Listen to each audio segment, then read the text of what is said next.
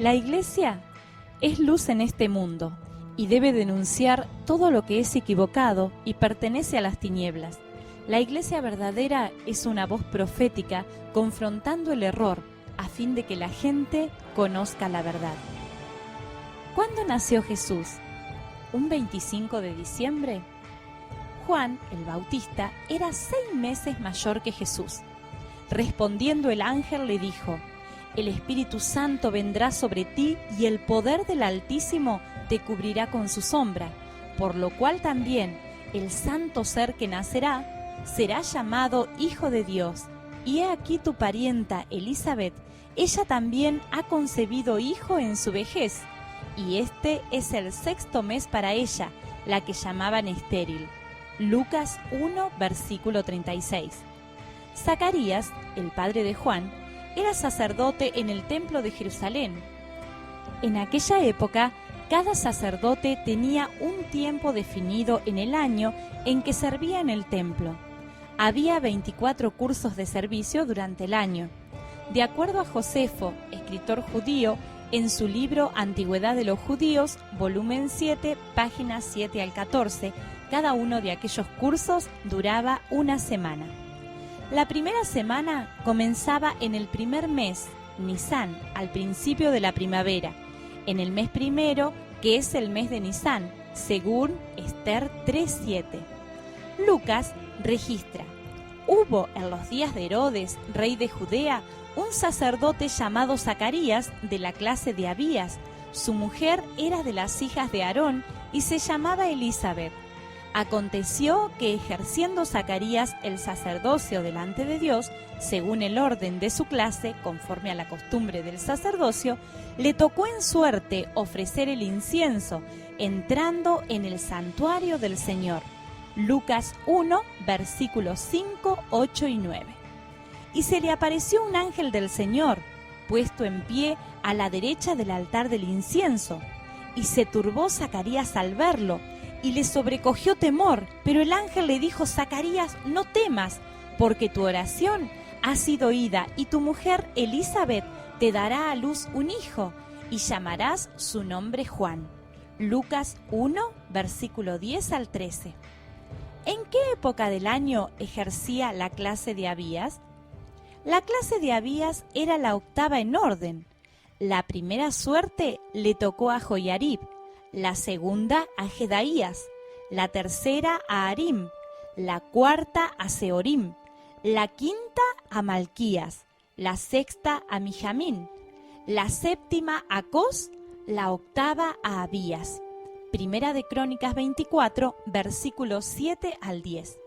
Es decir, la fecha era entre Iyar 27 y Sivan 5, o sea, del 1 al 8 de junio. Después de su servicio semanal en el templo, Zacarías fue obligado a permanecer otra semana porque la siguiente era Pentecostés. Pero tan pronto como Zacarías cumplió su ministerio, regresó a su casa en los montes de Judea, aproximadamente a 50 kilómetros al sur de Jerusalén, y su esposa concibió. Y cumplidos los días de su ministerio, se fue a su casa. Después de aquellos días, concibió su mujer Elisabet y se recluyó en casa por 5 meses. Lucas 1, versículo 23 al 24. Esto fue aproximadamente a mediados de junio. Al añadir 9 meses a esto, llegamos a una fecha aproximada del nacimiento de Juan. De acuerdo a esto, Juan nació al principio de la primavera, en marzo. Puesto que Jesús era 6 meses menor que Juan, simplemente añadimos este tiempo a la fecha en que nació Juan y llegamos a que Jesús nació a mediados de septiembre. Otra prueba de esta conclusión la tenemos en el hecho de que cuando Jesús nació, José y María habían ido a Belén a empadronarse. Lucas 2, versículo 1 al 50. Según su informe del nacimiento de Jesucristo, Lucas registra un acontecimiento histórico que tomó lugar en ese tiempo. Lucas escribe: aconteció en aquellos días que se promulgó un edicto de parte de Augusto César, que todo el mundo fuese empadronado. Este primer censo se hizo siendo Cirenio gobernador de Siria, e iban todos para ser empadronados cada uno a su ciudad. Aconteció en aquellos días que se promulgó un edicto de parte de Augusto César que todo el mundo fuese empadronado. Lucas 2, versículo 1. Este decreto de impuestos y censo por Augusto César fue hecho en acuerdo con la costumbre judía, cual requeriría que tales impuestos serían acumulados después de la cosecha del otoño. Ver Diccionario Bíblico de Unger, páginas 199 y 200. El registro de Lucas sobre estos impuestos revela que el nacimiento de Jesús tomó lugar en el otoño de ese año. Cuando combinamos el registro de Lucas con el relato de la muerte de Herodes en Mateo, es evidente que Jesús nació en otoño. Jesús nació 6 meses después que Juan, en el mes de septiembre. Por lo tanto, no es cierto que Jesús haya nacido en diciembre, tomando también en cuenta que esa temporada hace frío en Israel, cae nieve y las ovejas están guardadas, y por el contrario dice la Biblia que los pastores guardaban las vigilias de la noche junto a sus rebaños en el campo. Cristo nació alrededor de la fiesta de los tabernáculos, en septiembre. La Biblia dice que hubo unos pastores que guardaban sus animales en los campos durante la noche en la época en que Cristo nació. Había pastores en la misma región que velaban y guardaban las vigilias de la noche sobre su rebaño. Lucas 2, versículo 8. Eso no podía ser posible en diciembre porque no había ovejas en el campo en esa época. Habría sido el 9º mes en el calendario lunar, y la Biblia dice que era una época del año fría y lluviosa en esa parte del mundo. Así, todos los hombres de Judá y de Benjamín se reunieron en Jerusalén dentro de los 3 días, a los 20 días del mes, que era el mes 9, y se sentó todo el pueblo en la plaza de la casa de Dios, temblando con motivo de aquel asunto y a causa de la lluvia. Esdras 10, versículo 8. Porque he aquí, ha pasado el invierno, se ha mudado, la lluvia se fue. Cantares 2, versículo 11. Descartamos la posibilidad de que hubieran sido únicamente 3 reyes los que visitaron a Jesús, ya que según la Biblia, toda Jerusalén fue conmovida. Multitud de camellos te cubrirá, dromedarios de Madián y de Efa, vendrán todos los de Sabá, traerán oro e incienso y publicarán alabanzas a Jehová. Isaías 60, versículo 6. En la antigüedad, el Imperio Romano, con un propósito quizá humanista y queriendo traer gente pagana a la iglesia, confundieron el camino, ya que mezclaron la fecha del 25 de diciembre, que es en la que se celebra la fiesta de la Saturnalia, que no era otra cosa que el antiguo culto a Tamuz con diferente nombre, con la fecha del nacimiento de Jesús, con el propósito de que los paganos celebraran en esa fecha el nacimiento del Hijo de Dios, utilizando para ello una fiesta dedicada al dios Sol y que se caracterizaba por el consumo de licor, idolatría e intercambio de regalos. Los magos llegaron a una casa, no a un establo. Después que Jesús nació, Él fue puesto en un pesebre. Los ángeles anunciaron a los pastores que os ha nacido hoy en la ciudad de David un Salvador que es Cristo el Señor. Lucas 2, versículo 11. Los pastores vinieron y le adoraron. Los magos no encontraron a Jesús en el pesebre o el establo. Ellos encontraron a Jesús aproximadamente 2 años después en su casa.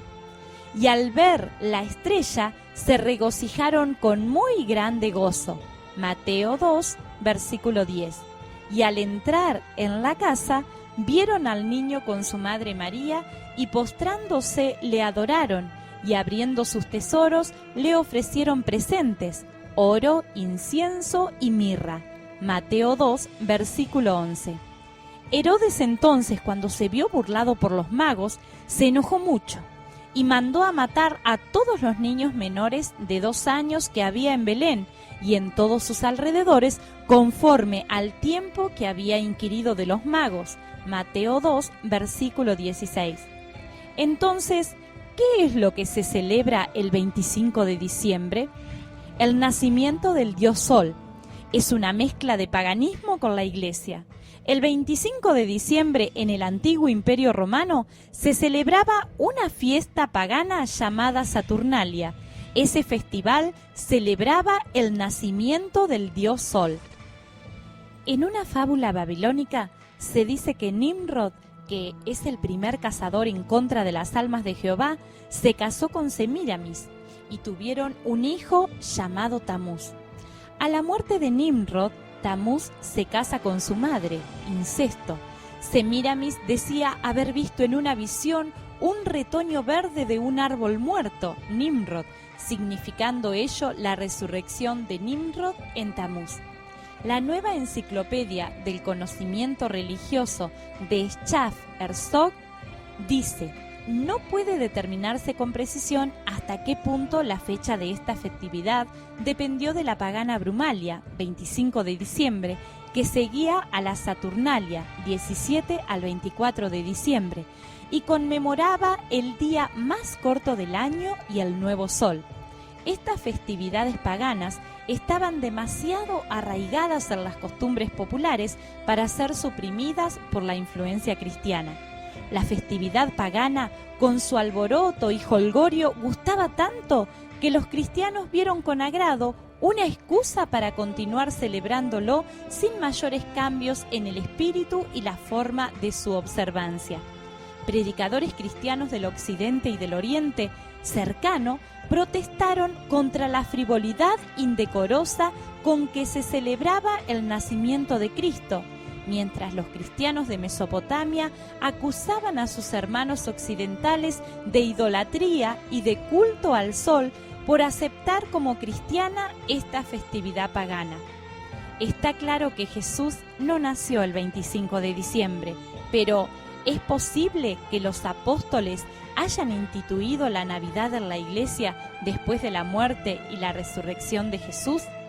En ninguna parte del Nuevo Testamento se puede encontrar la más mínima prueba de que alguno de los apóstoles hubiera guardado la Navidad o que hubiera enseñado a alguien a participar de esta celebración pagana. Por su parte, Jesús censuró duramente a los maestros religiosos de su tiempo que habían sustituido la verdad de Dios con las tradiciones y enseñanzas humanas. Les dijo: hipócritas, bien profetizó de vosotros Isaías, como está escrito: este pueblo de labios me honra, mas su corazón está lejos de mí. Pues en vano me honran, enseñando como doctrinas mandamientos de hombres. Bien invalidáis el mandamiento de Dios para guardar vuestra tradición. Marcos 7, versículo 6 al 9. ¿Se ha preguntado alguna vez qué tiene que ver el árbol de Navidad con el nacimiento de Jesús? ¿O por qué se usan arbolitos de pino? ¿O por qué se colocan ornamentos en ellos? Por supuesto que nada de esto tiene que ver con el nacimiento de Jesús, sino con el nacimiento del Mesías pagano, el niño Dios Tamuz. Otro nombre que los babilonios daban a Tamuz era Baal-Beret, que significa Señor del Pino. Según los babilonios, Nimrod había sido cortado o asesinado en el vigor de su juventud, en todo su poder y gloria. Su muerte debía ser vengada por la encarnación de su hijo Tamuz, nacido el 25 de diciembre. Nimrod, el gran dios Sol de los babilonios, fue simbolizado como un inmenso árbol despojado de todas sus ramas y cortado casi al suelo. Pero la gran serpiente, el símbolo del restaurador de vida, Esculapio, se enrolla alrededor del tronco muerto. Allí, a su lado, brota un árbol joven, un árbol completamente diferente, que está destinado a nunca ser cortado por el poder del enemigo. Este árbol es la palmera, y llega a ser el símbolo de Tamuz, el Mesías pagano, símbolo de victoria. En la actualidad se continúa adorando al niño Tamuz y su madre como si fueran el niño Jesús y su madre María. Esto no es más que la antigua adoración a Semíramis y Tamuz. Lamentablemente, el árbol de Navidad inclusive sabe estar hasta en las iglesias mismas. Esto explica la costumbre pagana de colgar las cabezas de sus enemigos en sus árboles sagrados, porque esto no solamente representaba un signo de victoria, sino también de venganza, no solo de Nimrod, sino también de Tamuz, porque según la mitología babilónica, ambos habían sido muertos cuando eran jóvenes y llenos de vigor. ¿Y qué diremos también de Papá Noel? Odín era el dios más grande de la mitología de las tribus celtas y teutónicas del norte de Europa. Lo cierto es que Odín, el dios principal del paganismo escandinavo, tiene una serie de características sorprendentemente similares a la figura de Papá Noel. Algunas veces se recordaba a Odín siendo el anfitrión de una gran fiesta en el cielo. Se dice que Odín cabalgaba en un caballo de 8 patas que podía recorrer grandes distancias. Los niños ponían sus botas llenas de zanahorias, paja o azúcar a un lado de la chimenea porque el caballo volador de Odín pudiera comer. Luego, este buen dios los recompensaba reemplazando la comida con regalos o caramelos. San Nicolás no es más ni menos que el dios Odín con vestiduras de un obispo católico diciéndole a los niños que los visitará llevándole todo lo que ellos le pidan en Nochebuena, y que de buena no tiene nada, ya que está llena de paganismo. ¿Será correcto como cristianos que se engañe a niños inocentes cada Navidad con un personaje pagano e irreal? Además, ¿por qué se celebra la Navidad con ruidos? La alegría que hoy provoca el esperar la Navidad y el Año Nuevo con ruidos de cornetas, pitos, sirenas, fuegos artificiales, etc., no es otra cosa que la manera ahora más sofisticada de la costumbre que tenían los pueblos paganos de esperar esta fecha. Ellos prendían fogatas y hacían grandes ruidos porque creían que de ese modo podrían espantar los malos espíritus y dar lugar para que los buenos espíritus volvieran a la tierra y trabajaran en forma mágica en sus vidas. La Iglesia Católica dedicó el cumpleaños en honor a Mitra, el dios Sol, o el antiguo Tamuz, el 25 de diciembre, como el cumpleaños de Jesús. De ese modo dejaba contentos a los paganos que aceptaban el cristianismo paganizado. Hoy los cristianos no están celebrando el cumpleaños de Jesús ordenado por Dios, sino un cumpleaños pagano de un dios falso ordenado por el papado. Concluimos entonces que el festejo de Navidad, lejos de ser algo bíblico, es por el contrario una costumbre pagana, en donde el diablo ha hecho que los cristianos sigan con las costumbres de las naciones impías, simplemente reemplazando el nombre de Tamuz, el dios adorado, en Ezequiel 8, versículo 14, por Jesús. Navidad no es Jesús, sino el antiguo culto y celebración a un dios falso. Después de esta vasta explicación, creo que no quedarán dudas con respecto a este asunto. Las pruebas son contundentes e irrefutables. Los hijos de Dios no festejamos Navidad.